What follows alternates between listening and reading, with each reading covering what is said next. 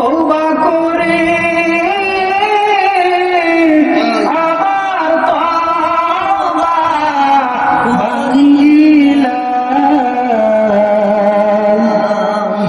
অবশেষে হাতি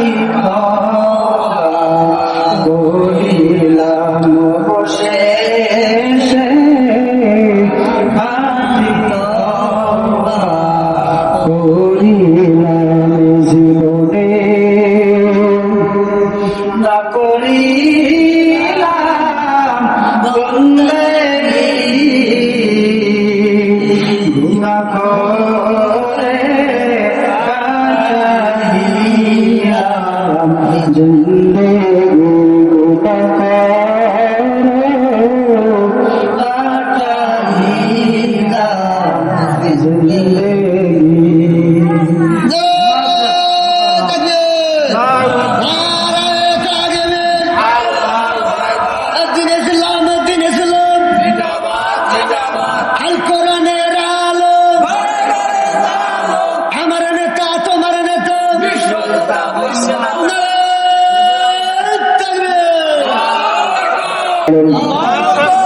আল্লাহ পাক ডাকতে বলেন কুল ইয়া ইবাদিয়াল্লাযিনা আসরাফু আলা আনফুসিহিম লা তাকুনাতু মির রাহমাতিল্লাহ ইন্নাল্লাহা ইয়াগফিরুয যুনুবা জামিআ ইন্নাহু হুয়াল গফুরুর রাহিম।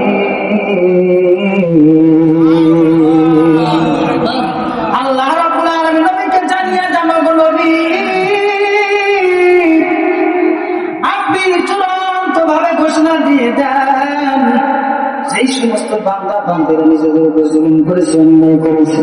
কেমন অন্যায় বলে বান্দার জীবনটা গুনার কাজে খাটাইতে খাটাইতে গুনার কাজে দায়ী করতে করতে করতে করতে বান্দার অন্তরটা সাক্ষ্য দিচ্ছে যে আমি আল্লাহ পাকের আদালতে যেই পরিমাণ অন্যায় করেছি, যেই পরিমাণ গুনাহ করেছি, হয়তো আল্লাহ রাব্বুল আলামিন আমাকে ক্ষমা করবেন না, মাফ করবেন না। কোনো কিনা তাদেরকে ঘোষণা দিয়ে যান লা তাকুনাতু মির রাহমাতিল্লাহ, একটা বান্দা আমি আল্লাহ পাকের রহমত থেকে নিরাশ না হয়। জোরে কান্না সুবহানাল্লাহ, আরেকটু জোরে কান্না সুবহানাল্লাহ। ইন্নাল্লাহা ইয়াগফিরুয যুনুবা জামিআ, বান্দা যতই গুনাহ করুক না কেন, কোনদিন বান্দা যদি গুনাহ করতে করতে তাহলে সাগরের পানা পরিমাণ গুনাহ করে ফেলে, না বলবে না এর চেয়ে বেশি। কেমন বেশি? পাহাড় সম পরিমাণ। না বলবে এর চেয়ে বেশি বলে কেমন বেশি? বান্দা যদি গুনাহ করতে করতে আসমান জমিনের মধ্যে মহাশূন্য জায়গাটা ভরপুর করে দেয়, এরপরে যদি বান্দা একবার আমি আল্লাহর কাছে ক্ষমা চাই, আমি আল্লাহ রাব্বুল আলামিন বান্দার জীবনের সমস্ত অন্যায় অপরাধগুলো ক্ষমা করে দিবে। যেরকম সুবহানাল্লাহ। আল্লাহর কাছে তোমার দরজা খোলা আছে, তিনি ক্ষমা করলে হতে পারে, তিনি দয়া করলে হতে পারে, তিনি যে রহমান